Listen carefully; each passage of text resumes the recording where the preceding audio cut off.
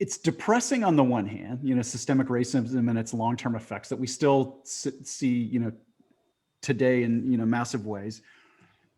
But then where is it that where do you find hope?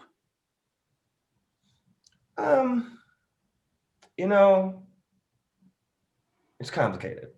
So, when you look at the world on the whole, the world is a better place than it has been ever in history for any group of people anywhere. More education, more access for women, more access for Black people, more access for poor people, more people moving out of poverty than ever before, longer lifespans than ever, more access to technology, growing and increasing. I mean, the world is marching forward in a way that is, on the whole, positive. But better than horrible is not good. So that is always what I like to remind people, because usually people use that argument to say, well, you're not in slavery anymore. It's kind of like if I shot you then stabbed you, right? It's like, well, I didn't shoot you again. It's like, bro, like you still stabbed me. It's still bad. And so I do know that with force, progress happens. But progress does not happen without action. It does not happen without pushing it along. Inertia is just that way. The status quo will remain the status quo until somebody pushes it forward. It's always been that way. Racism hasn't left America because people got nicer.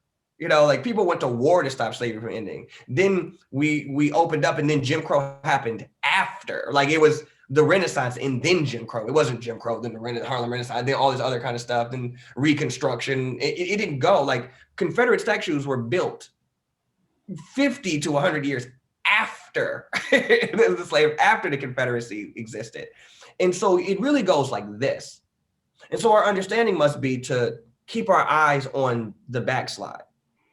When you understand history well enough to see that certain rhetoric, like a "Make America Great Again," right, was Reagan, right? Like it's the same phrasing and the same rhetoric used over and over and over again.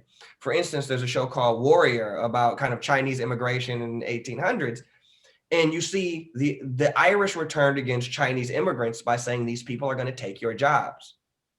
Well, that sounds incredibly familiar. So then the Irish people turned on the poor Chinese people, and they attacked them, and they burned down Chinatowns, and then there was all this assault, and there was these wars, and they were killing Chinese people to fight for their jobs.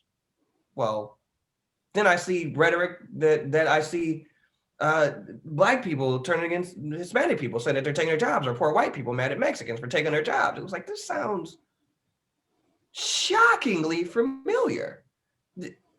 Would you like to watch this movie or read this book to see what's going on? I just know, me, it's not about hope. I think if you watch any of my stuff, it's about, it's that bitter optimism. I don't believe that things are just going to get better. I think it's our job to make things better.